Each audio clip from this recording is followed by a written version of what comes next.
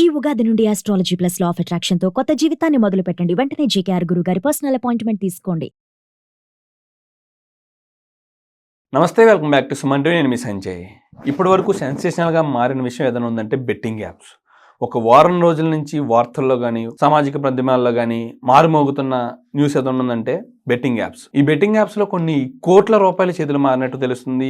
కోట్ల రూపాయలు తీసుకుని ప్రమోషన్లు చేసినట్టు జరుగుతుంది. అసలు దీనిపై ఎంతో మంది సినిమా ప్రముఖులు, యూట్యూబ్ స్టార్లు ఎంతో మంది అరెస్ట్ చేయడం జరిగింది. అసలు వీళ్ళకి పడే శిక్షలు ఏంటి, అసలు వీళ్ళపై ఏ రకమైన లాని ఉపయోగించి వీళ్ళని అరెస్ట్ చేశారు, వాళ్ళపై పడే శిక్షలు ఏంటనే విషయంపై కొన్ని విషయాలు తెలుసుకోవడానికి మనతో పాటు ఉన్నారు అడ్వకేట్ కేవీ రామారావు గారు. సార్తో మాట్లాడి కొన్ని విషయాలు తెలుసుకుందాం. నమస్తే సార్. నమస్తే సంజయ్. సార్, మరి ఇప్పుడు చూస్తున్నాం అసలు బెట్టింగ్ యాప్స్ అనేది వెలుగులోకి వచ్చినాయి.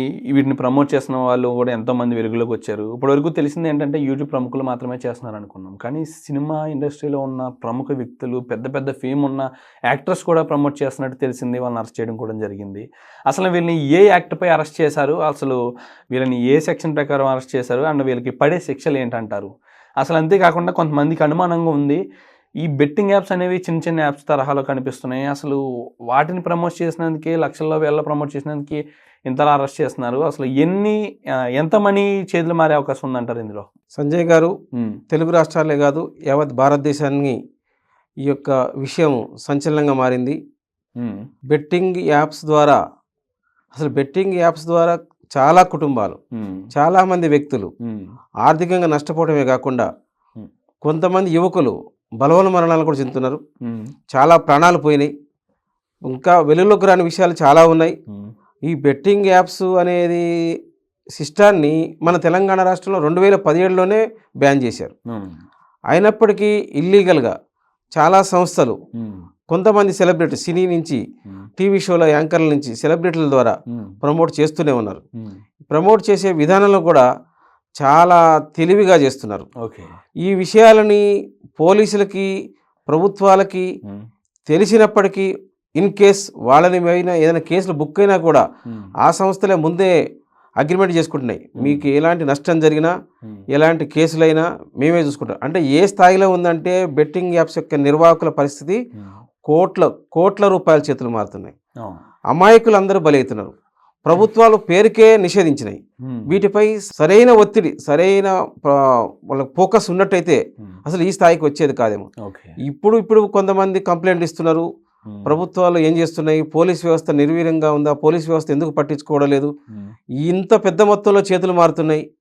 వీటిపై ఖచ్చితంగా ఒక సమగ్రంగా వారిపైన కేసులు బుక్ చేయాలి, ఆ సంస్థలని బుక్ చేయాలి, నిషేధించాలి అనే స్థాయికి రాష్ట్ర వ్యాప్తంగా పబ్లిక్, సామాన్యులు సోషల్ మీడియా ద్వారా హోరెత్తిస్తుంటే ఇప్పుడు ప్రభుత్వం, పోలీసులు వీటిపై స్టార్ట్ చేసింది. అండ్ అంతేకాకుండా సార్, ఇక్కడ చూసుకుంటే సజ్జనార్ గారి పిలుపు మేరకు ఇవన్నీ మొదలవడం అనేది జరిగింది.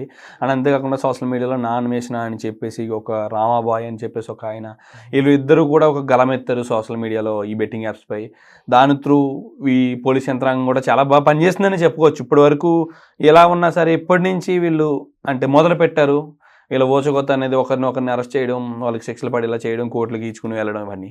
కానీ సార్, ఇందులో ఎంతవరకు స్కామ్ జరిగి అంటారు? అండ్ ఇక్కడ చూసుకుంటే యూట్యూబ్ స్టార్ల నుంచి సినిమా ప్రముఖుల వరకు ఉన్నారు. అసలు ఒక మూవీలకే వాళ్ళు సైన్ చేస్తే కోట్ల రూపాయలు తీసుకుంటారు. అలాంటి వ్యక్తులు కూడా ఈ బెట్టింగ్ యాప్స్ని ప్రమోట్ చేశారంటే వాళ్ళకి ఎంతవరకు చేతికి అందుంటాయి అంటారు? ఎన్ని కోట్లలో ఉంటాయి అంటారా, వేలల్లో, లక్షల్లో ఉంటాయి అంటారు అవి? వాస్తవంగా సంజయ్ గారు, ఈ యొక్క నిర్వాహకులు సెలబ్రిటీలని చూజ్ చేసుకున్నారు. ప్రమోషన్ ఈజీ అనమాట. అమాయకుల్ని బుట్టలు వేసుకోవడానికి ఈ యాప్స్ ద్వారా మీరు లక్షలు సంపాదించవచ్చు అనే ఈ సెలబ్రిటీల ద్వారా చెప్పించడం వల్ల చాలామంది అమాయకులు అది నిజమే అని మోసపోతున్నారు. ఇదంతటికీ కారణము ప్రభుత్వము, పోలీసు యంత్రాంగము ఉన్నప్పటికీ కూడా వాళ్ళు మేనేజ్ చేసుకుంటూ వచ్చారు నిర్వాహకులు. ఇప్పుడు ఏదో కొంతమంది వ్యక్తులు సోషల్ మీడియా ద్వారా, కొంతమంది సామాజికవేత్తలు వచ్చి వీటిపై కేసులు బుక్ చేయాలని కంప్లైంట్ ఇవ్వడం వల్లనే వెలుగులోకి వచ్చింది తప్ప ప్రభుత్వాలకి, పోలీసు యంత్రాంగానికి తెలిసినప్పటికీ కొన్ని చూసి చూడనట్టుగా జరిగిపోయినాయి. చాలామంది చావులకి కారణమైంది ఈ యొక్క నిర్వాహకుల పరిస్థితి వల్ల. ఈ బెట్టింగ్ యాప్స్ ఏ స్థాయికి వెళ్ళాయంటే వాళ్ళని ఈజీగా ట్రాప్లో పడేస్తున్నారు. వాళ్ళు అమాయకులని ట్రాప్లో పడేయడానికి ఈ సెలబ్రిటీలని ఈ ప్రమోషన్కి యూజ్ చేస్తున్నారు. అంటే సార్, ఇప్పుడు ఎంతవరకు చేతులు మారుంటాయి అంటారు? ఈ ప్రమోషన్స్కి ఎంతవరకు తీసుకునే అవకాశం ఉందంటారు? అప్రాక్సిమేట్లీ ఎన్ని కోట్లలో ఉంటుందంటారా, లేకపోతే లక్షల్లో ఉంటుందంటారు ఇది? వాస్తవంగా ఈ సెలబ్రిటీల పరిస్థితి ఏంటంటే వారికి కంటిన్యూగా షోస్ ఉండవు, కంటిన్యూగా సినిమాస్ ఉండవు. ఇది ఖాళీ పీరియడ్లో ఎంత వస్తే అంత టైపు కొంతమంది సెలబ్రిటీలు ఉంటారు. సెలబ్రిటీలైనా హీరోలైనా వాళ్ళకి సంవత్సరం పొడుగునా షూటింగ్స్ ఏమి ఉండవు. ఖాళీ పీరియడ్లో వచ్చే ఆదాయాన్ని ఎందుకు వదులుకోవాలి? కొంతమంది మన పాత రోజుల్లో ఏంటంటే కొన్ని యాడ్స్ చేసుకునేవాళ్ళు, హీరోస్ హీరోయిన్స్ ఏదైనా సోప్స్కో లేకపోతే ఇంకేదైనా లిక్విడ్స్కో వాటికి యాడ్స్ చేసుకుంటే డబ్బులు వచ్చాయి. ఇప్పుడు ఇది ఏమైందంటే యాప్స్ కంటిన్యూ డబ్బులు అయిపోయింది. ఏ స్థాయిలో ఇస్తారు అనే దానికి కొలమానం లేదు. వాళ్ళ యొక్క పాపులారిటీని బట్టి పెద్ద స్థాయి సినిమా యాక్టర్కి వాళ్ళకు ఒక టైం బాండ్ ఉంటుంది. మీరు 1 మంతా 6 మంత్సా ఇట్లా బాండ్ రాసుకొని వాళ్ళకి ఈ రేంజ్లో మీరు ఇన్ని షూట్లు చేస్తే ఇంత అమౌంట్, ఇంత పీరియడ్, ఇంత డ్యూరేషన్, ఇంత కౌంట్ ఉంటుంది వాళ్ళకి. అంత తక్కువేమి ఇవ్వరు. మీరనేట్టు ఒక చిన్న సినిమా కాకుండా ఒక పెద్ద స్టార్ హీరోకి ఇచ్చే ప్రమోషన్ చాలా ఉంటుంది. అదేవిధంగా టీవీ షోలలో పనిచేసే యాంకర్స్ ప్రమోషన్ వేరే ఉంటుంది. వాళ్ళ కాస్ట్ తక్కువ ఉండొచ్చు, కానీ అమౌంట్ అనేది హెవీగా పెద్ద మొత్తంలోనే చేతులు మారుతున్నాయి ఓన్లీ ప్రమోషన్ కోసం. కానీ అమాయకులు బలేది మాత్రం కోటాను కోట్లలో. సార్ అక్కడ మీరు అన్నట్టుగానే ఇక్కడ ఈ సోషల్ మీడియా ఇన్ఫ్లుయెన్సర్స్ కానీ వీళ్ళు కానీ ఎవరు చూసుకున్నా రిచ్ లైఫ్ అనేది గడుపుతున్నారు. ముందు ఒకప్పుడు లేని జీవితాలు ఇప్పుడు సడన్గా రిచ్గా మారిపోవడానికి బెట్టింగ్ యాప్స్ కారణాలని చెప్తున్నారు. కోట్ల పెట్టి ఇల్లు కడుతున్నారు, కోట్ల పెట్టి కార్లు కొంటున్నారు, లక్షలు ఖర్చు పెట్టి విదేశాల్లో యాత్రలకు వెళ్తున్నారు.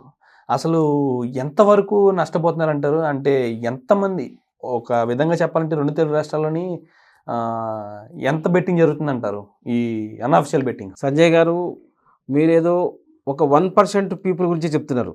ఏదో రిచ్ అయిపోతున్నారు, బిల్డింగ్లు కడతారు, వాళ్ళు రిచ్గా జీవిస్తున్నారు, పెద్ద పెద్ద లగ్జరీ కార్స్ యూజ్ చేస్తున్నారు. అంటే సార్ ఇవి ఈ ఇన్ఫ్లుయెన్సర్స్ గురించి యాక్చువల్గా ఇది దేశవ్యాప్తంగా కూడా ఒక సైలెంట్ రిపోర్ట్ ద్వారా తెలిసింది ఏంటంటే దాదాపుగా 30,000 కోట్ల రూపాయల చేతులు మాత్రమే 1 ఇయర్కి, సంవత్సరానికి.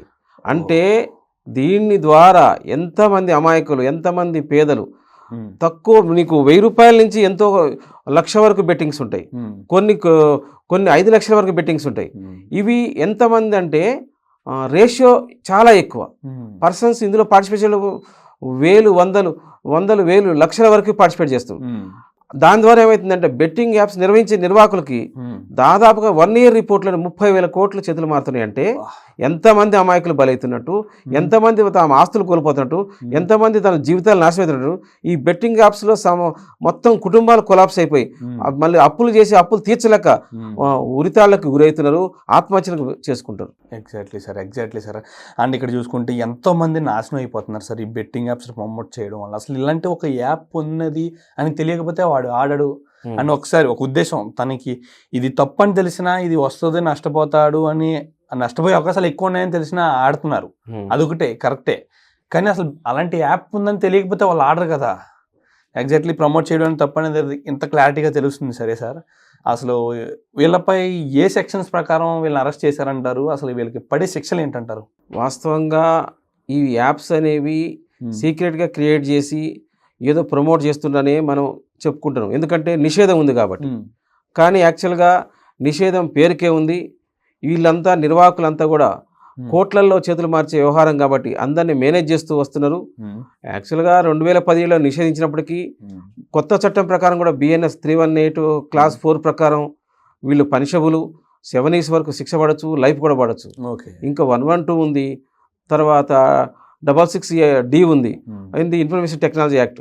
చాలా యాక్ట్లు, చాలా సెక్షన్స్ ప్రకారం ప్రతి వాళ్ళకి శిక్షలు పడే అవకాశం ఉంది. కానీ ఆ శిక్షలు పడే వరకు మనకున్న స్వచ్ఛంద సంస్థల మేధావులు అయితేమి వారు పోరాడగలరా, ఎంతవరకు ఈ కేసులు నడపగలరు, ఈ లోపల ఈ సంస్థ నిర్వాహకులు వాళ్ళని ఎలా కొనేయగలరు, ఇవన్నీ కూడా చూడాలి. ప్రభుత్వం కూడా ఖచ్చితంగా నిక్కచ్చిగా ఉండి పోలీస్ యంత్రాంగం అన్వేషణ చేసి అలాంటి వ్యక్తుల్ని చట్టాలకు పట్టించి శిక్షలు పడే వరకు ప్రభుత్వం కూడా ఖండితంగా ఉంటే తప్ప శిక్షలు పడవు. అండ్ సార్ ఇక్కడ ఇంకొక చిన్న డౌట్ ఒకటి ఉండిపోయింది సార్. ఇక్కడ వీళ్ళ దగ్గర లక్షలు కాదు కోట్ల డబ్బులు అనేవి కూడబెట్టుకున్నారు ఈ బెట్టింగ్ యాప్స్ ప్రమోట్ చేసేసి.